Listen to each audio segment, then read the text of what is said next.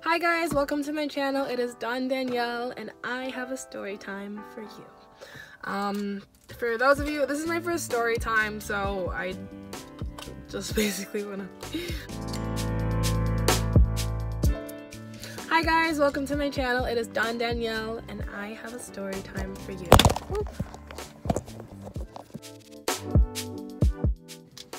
Hi guys, welcome to my channel. It is Dawn Danielle and I have a story time for you. This is my first story time. For those of you who are new to my channel, I do plan on only doing story times about like really interesting things that have happened to me or something crazy that I had to get off my chest, or maybe something that's like a life lesson or cautionary warning to other travelers. So that's what this is gonna be. I'm in my car. I'm sorry. I just went to go buy a bunch of snacks because I had a craving, so please don't mind me. But anyways, this story time takes place in Tokyo, Japan, and I'm going to tell you about the worst date I did not even know I was on. Okay, so I'm not gonna let this ruin my experience in Tokyo. I did have a really good time, but I use this traveler's app. I swear by it. I've been using it for years. I have friends all over the world because of it. Even now, like, I plan to travel more this year and I'm gonna go visit friends that I've met off this app. It's a really good app and it has this feature called Hangouts, right? Sorry, I'm really hungry. It has this feature called Hangouts. And basically, you can turn on your location. The other people won't see your location, but it's just so you can pair up to people in your area. And you're able to say, oh, okay, I want to go do, it's like platonic dating. Well, no, I'm sorry. Let's not use the word dating because that's going to make this confusing. It is not for dating. It's a completely platonic site, but people like to abuse it and use it for their own personal interest. So anyways, it's a platonic site. And you can do hangouts and say, I want to go grab beers, I want to go party, I want to go check out this cool thing, I want to go explore, whatever. I met this guy. We're going to keep him anonymous because I'm not trying to shame him, but oh my gosh.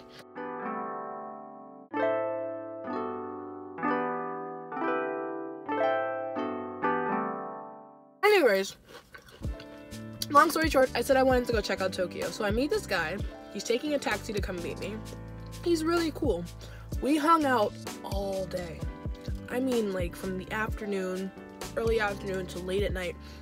We hung out all day and it was a blast. He did not touch me once. He did not compliment me. He did not come on to me. And this is why I love this app, because you're able to platonically hang out and there's no expectations. You're just enjoying each other's company. And if you don't really vibe with the person, you can kind of bail. But it was really nice all day. He was telling me about himself. I was telling him about myself. Obviously still remain guarded. Don't go giving all your information out there. But you know, just superficial traveler talk. It was cool. Everything was fine. I started to notice the places we were going, he kept wanting to pay for everything. Now let me tell you one thing about myself real quick. I am uncomfortable by people buying me things. I don't like people treating me. I'm very dubious and skeptical of anybody doing me any favors. I'm that kind of person that I don't believe everybody has ill intentions. I just feel like a lot of people have this secret agenda, and most of the time I feel like a favor isn't a favor. It's like keeping tally, like, okay, now you owe me or something like that, you know? So I'm one of those people where I find when it comes to favors, I feel like there are not as many people who just do it out the genuineness of their heart. The problem is with favors, if you do it and you're expecting anything in return, even if it's unspoken and it's just like in the back of your head, well, maybe if I do this, this might happen. It's not a favor. Okay, it's not. Just don't do it. If you are expecting anything in return, it is never a favor. We interrupt this broadcast to bring you the word of the day: altruism. Simply put, this is the moral practice of selfless concern for others. Basically, don't expect anything in return when you do something nice. People who expect something now or later, be that monetary, physical, or any kind of form, are not practicing good altruism. People who put an unspoken price on favors are not practicing good altruism. People who believe they can purchase another person's attention or interest, be that through drinks, dinner, or guilt, or that they may sway someone into liking them via favors, is not a good act of altruism. Once you understand and adopt the mindset of altruism, you will discover that you will harbor no resentment, anger, or frustration when your efforts are not rewarded as you wish them to be. Back to the regularly scheduled programming. So, of course, I'm super weird with, like, dates, first dates. I'm super progressive. I'm like, hey, we're either gonna go Dutch, as they say, and we're gonna split, you know, the restaurant bill, or I'll buy my own movie ticket or whatever. Or I'll actually treat, like, if a guy's treated me before and we're really dating, I'll treat a guy too. Like, I think the perfect relationship is, you know, they're spoiling each other. I don't like this society where it's like, oh, girls are treated like princesses and guys are, you know, they have to pay for everything. I'm not crazy about that kind of society. So anyways, I'm very weird about favors. Obviously, dating's a little difficult for me because I'm like, nope, I'll pay, independence, I'll pay for my own stuff, no thank you. And it's really hard for me just to accept favors because I'm very skeptical about everyone's intentions.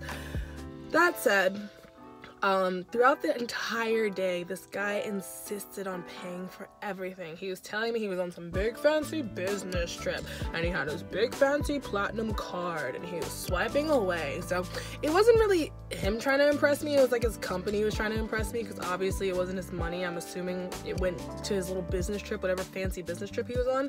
And so whole day he was swiping. I think we went to, where did we go? Oh, we went everywhere. First, I think we went to the fish market in Japan, and we got there too late. It was closed. Sorry. We got there too late, and it was closed. And so we went to this really fancy sashimi restaurant. I had sashimi for the first time, and I was looking at the prices on the menu.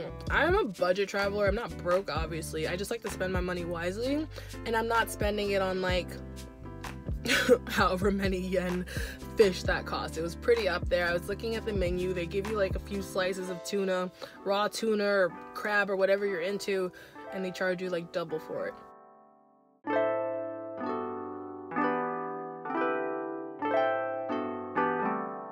And so it was this really expensive, like, high-end fancy sashimi place. So of course I was looking at the menu like, alright, where's the budget traveler, like, chicken soup at? Not chicken soup, but you know what I mean. Something cheap and affordable. I was looking at the menu for that. Found something. I said I was just gonna order the soup. This big old macho man was like, oh no, I'm gonna have you try this, and then you're gonna try. And once he started talking like that, I was like, no. He's like, shh. I was like, no, shh. I was like, oh gosh. What have I gotten myself into? So he goes and orders this huge fancy platter of sashimi. Not even huge, I'm sorry, take that back. It was one of those restaurants where they put less food on your, like, plate and then they charge you more for it. And so we're sitting there eating the sashimi and he's like, try that one and then do this with it and dip it in this and da-da. And I've never had sashimi. I had nothing to compare it to. It was the first time having sashimi. I didn't know it was super fancy, expensive yen sashimi. I couldn't tell the difference and I still didn't like it. I enjoy Japanese seafood. I enjoy sushi. I did not like the tuna sashimi. This guy was on a business trip. Whatever company he worked for had him staying in some fancy hotel. Check this out.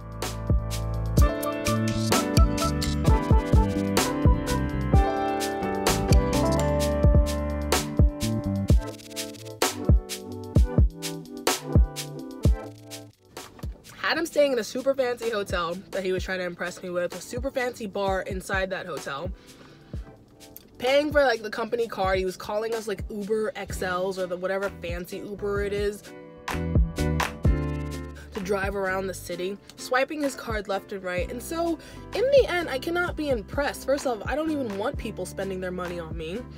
I don't want people like spending their money on me, especially if they have ill intention or, you know, maybe misguided intentions. And then on top of that, oh, you're spending the company's money. You're trying to impress me with your company money. Right. You know, I was like, all right. And I had offered, I don't do that thing where it's like, oh, we could split. And I'm like pulling my card back. No, I was like, listen, like I was already pulling out my yen. I was like, how much is it? Let's split. But he insisted on paying, so. Despite me telling him not to pay for my stuff and that I preferred to split the bill, he kept going all macho man mode and slamming his card on the table like it was an Olympic sport. That said, if somebody asks you not to do something, people, just don't do it. Also, really quick, I want to say that the word no should always be used with force and meant when said.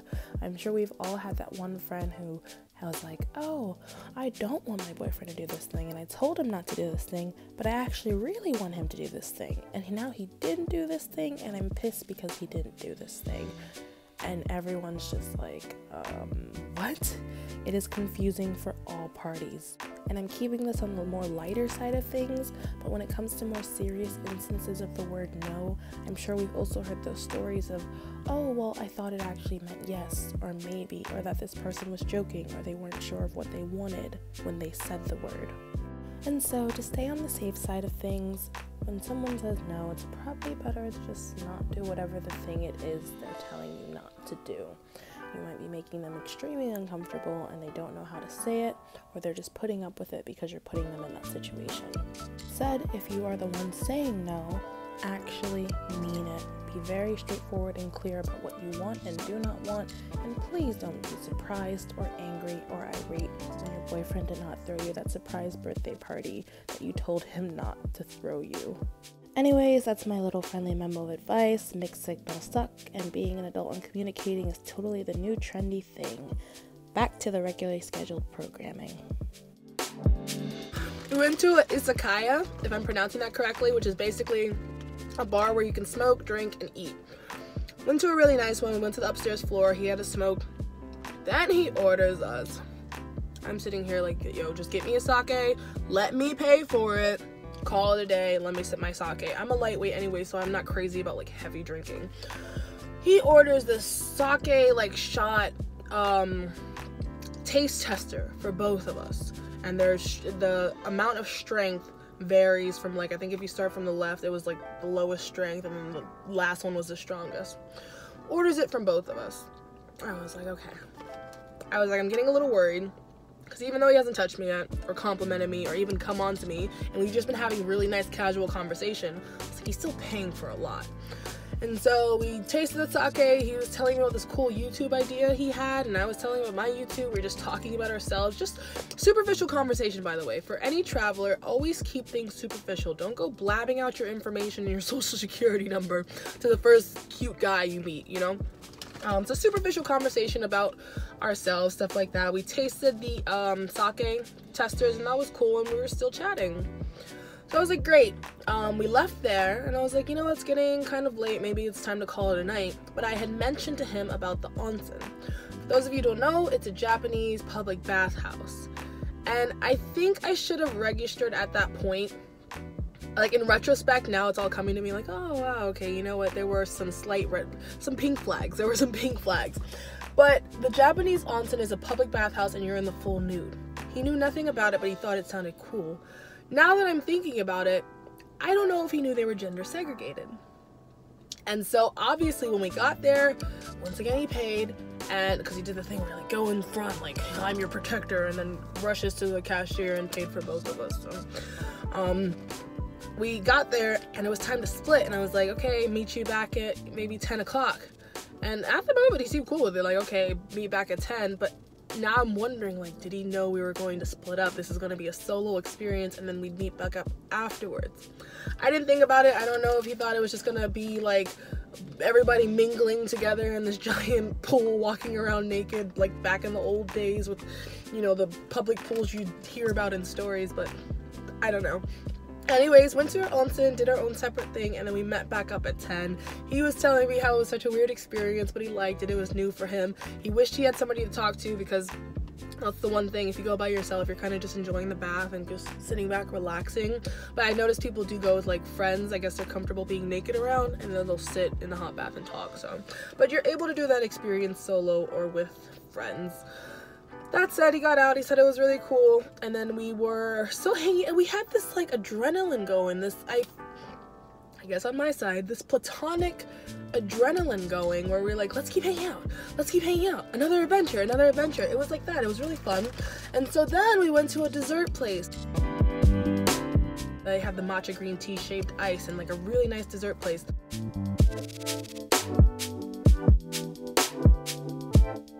I was like, listen, like, we got there, I was like, you've paid for like pretty much everything we've done, I'm going to pay for this, pick what you want to eat. Like, I was like, something needs to balance out. I don't feel comfortable going home knowing you paid for the whole day, or your company paid for the whole day, and I didn't contribute in any way. So I bought us dessert, and then I had this like, yeah, it's balanced, I'm progressive. Like, it was so cool. We went to go sit upstairs. We sat there and ate our little matcha green tea and sipped our drinks and all the dessert we had bought. I had bought, which I was happy about, because like I said, I felt like it was balanced. Wrong. Anyways, still hasn't complimented me, still hasn't touched me, hasn't told me I'm pretty, nothing. I was like, this is great. This is the best like platonic friend hangout ever. Offers to excuse me, he offers to let me catch his rideshare back with him, because where I need to go in Asakusa, his place is on the way. So he was basically saying like, okay, we can go to my area and then you can just catch the metro or catch a cab or whatever back to your place. I was like, okay, cool, that's a good idea. Take the rideshare back to his place. Oh, my hotel is so cool, I have to show it to you. It's a really cool hotel, there's a really bar. Let's just have one more drink. I was like, okay. At this point, I should have ran. I know I should have ran. Like, my spidey senses were tingling and I was ignoring them. I should have ran away after that, but I was like, listen, he's cool. I have all this information. Somebody else knows where I'm at. We had a really great day today. I don't want to bail now. He's been fine. I feel safe. I'm just going to the bar in his hotel, which is like downstairs, not up to the rooms or anything. Go to this bar, super, super fancy. Bar looks amazing.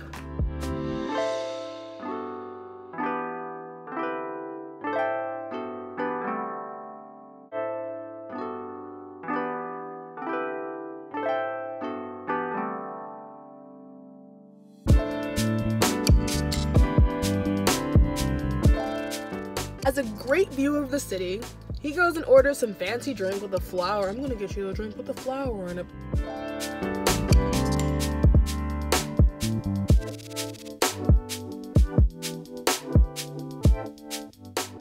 Ordered some more stuff for us, and it was really nice. And so we're sitting there drinking, relaxed, you know, but like I said, I like to keep my drinking to a limit, and so I was still pretty much aware that it was nearing midnight and I needed to get home and catch the metro for that last train that I've been telling y'all about so much. So I was letting him know, hey, you know, it's probably time for me to start walking to the metro. There's the last train catching to Asakusa and I need to be on it ASAP. Oh yeah, okay. Great. Worst case scenario, I'll call you a taxi home. I was like, okay, well, he's been spending all this money. I guess he's honest about calling a taxi home.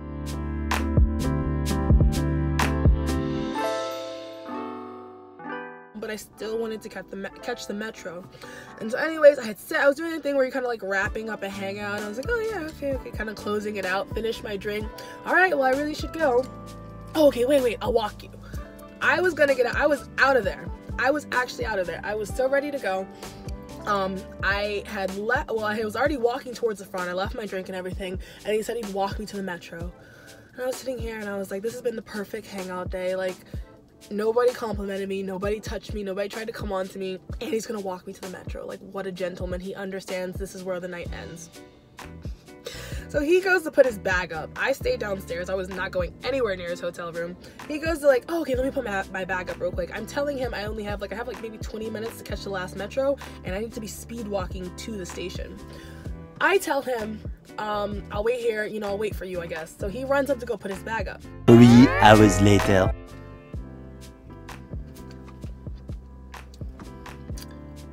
It's been a good like 10-15 minutes. And so I don't know if he's upstairs in his room, like pacing back and forth, plotting how to get me to the bedroom. But I was really tempted to leave and just shoot a text and be like, hey, sorry, I had to go catch my metro, had a great night, thanks. Should have did that. I was trying to be nice and wait. I was like, listen, I'll make the last train. Worst case scenario, he's been swiping his card all day. He said he'll swipe me one to get me a taxi. It should be fine. Or pull out his yen and get me a taxi, whatever. It should be fine. He comes back, okay, let's go. I was like, great. Didn't touch me all day, didn't compliment me. You know, he's actually about to walk me back to the metro and mean it, like the gentleman he is. I was like, this is perfect. We get in the elevator going back downstairs because the bar, I'm sorry, I thought it was downstairs. It was like on a higher floor, but it wasn't the hotel room floor. And so we take the elevator back down and we're standing there, and then he tries to kiss me. I knew this day was too good to be true.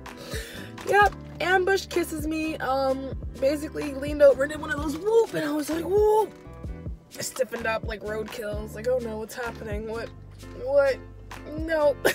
And so I was just like, oh, whoa, I forgot, what did I say? I'm so awkward. I think I said you surprised me there. It's like, oh, whoa, he surprised me. And so obviously his feelings were hurt. I was really nice about it. I kind of just like giggled it off. I wasn't like, ha ha ha, you tried to kiss me. I was just kind of like, ha ha, okay, let's get out of here. And so after I rejected the kiss, or not even really rejected, I kind of just pulled away and I was like, oh, whoa there, like whatever I said, I know I said something stupid and awkward, but it wasn't offensive. And so I pulled away from his kiss. He was like, oh, and it was just really awkward, and he was still gonna walk me to the metro. Should have ran away at that point. Still didn't run away. So anyways, he walks me to the wrong station. I'm looking at my GPS. He's like, no, I know it, it's this way. I was like, is it though? He walks me to the wrong station because the thing is, there are a bunch of entryways into the metro, but it might not be the right one you need for the right platform to get on the right train or subway. And so he walked me to the wrong entrance, which killed like 5 minutes of my time. I was like, nope, this is not it. Oh, really? Oh, and the night just got phony at that point. It got very like, like just super, super phony. And so he was acting surprised that he brought me to the wrong metro. I think he did it on purpose. And then I was like, I think it's this metro. You know, and so we got to the right metro, but I already knew it was too late, but I still left, and I was like, listen, he's like, text me if anything, if it's not there or something. And I was like, okay, great, he'll probably still call me a taxi. Get to the right entry, go downstairs, the little subway, like, guard guy was like, no, sorry, last train. There was a big sign up saying that the last train had already gone. And so I had lost my last metro, which would have only costed me, like, $4, whatever that converts to in yen, $4 to get home. I go back up, great, text him, hey, missed my metro, can you call me a taxi like you mentioned? Because I'd already started to sense this like really phony nature about him, but sometimes I just like to test the waters and see how grimy a person can get. I'll spare you all the screenshots, but long story short, I let him know that I had missed my metro and that I was totally interested in the taxi he offered to call back. All of a sudden, we did not speak the same language anymore. I then was annoyed and said I would figure my own way home, and at this point he claimed he was going to come outside and help me, as I will later explain. Really, he just ended up walking around in circles and being weirder and making this whole situation even creepier. As pictured, I was talking about getting home, and then that's when he offered for me to stay over. Cue extra creepiness. And if that's not enough, at one point this guy took pictures of me in front of some cool spots on his phone, but he never sent them to me after I asked him to. We're gonna consider it a stolen virtual donation. Luckily, and this is where my, like, I guess life lesson comes in, if you are traveling, always carry your own cash. You know, I try to say never go out broke. Obviously, you can't always help your financial situation, but if you're gonna go out, definitely always have some way to get back home or some kind of emergency fund.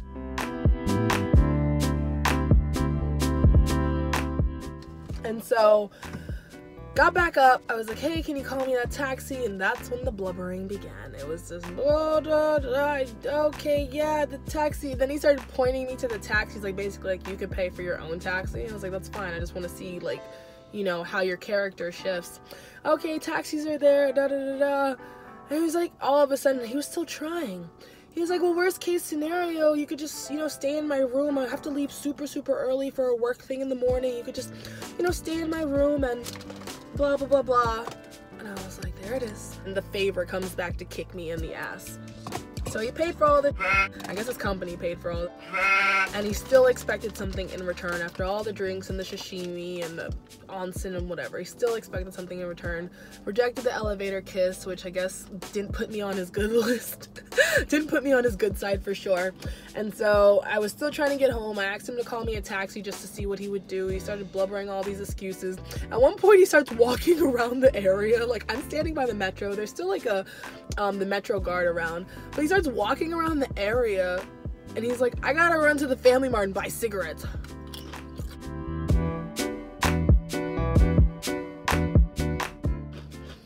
And I was standing there, I was like, okay.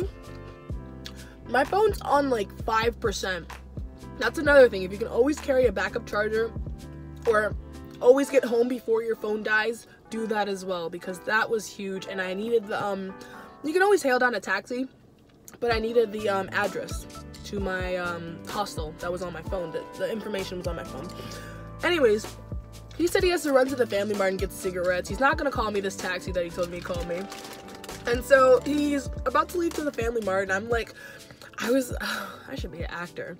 I was fine. I was gonna call myself a taxi home. My phone was about to die, but I was gonna hail one down, pay whatever price I had to, and just get home, because I'm not paying the price of waking up in that creepy guy's bed. Like, absolutely not. You're not gonna force me to do something. Like I said, I think he thought I was some kind of like poor traveling princess, and I was supposed to owe him after that night. Whatever, I don't know. He runs off to the Family Mart. I started pretending to be like super frantic. I was like, my phone's gonna die. Can you just call me this taxi, or else I might have to walk home? Y'all, that walk would have been like a good day. Not a day, but like, that was like a 2-hour walk if I walked home. Obviously, never do this. Never, never, never. I was just kind of like baiting him to see what he'd say. He's like, that's a long walk. I'm sorry, what? He was just like, I was like pretending to be all frantic, like, oh my gosh, like, you know, call me the taxi. He wasn't calling it. He was not trying to get me home. So he goes off to the Family Mart, and the last thing he says to me before he goes to the Family Mart, oh, okay, well, if you change your mind, my room number is this, and that.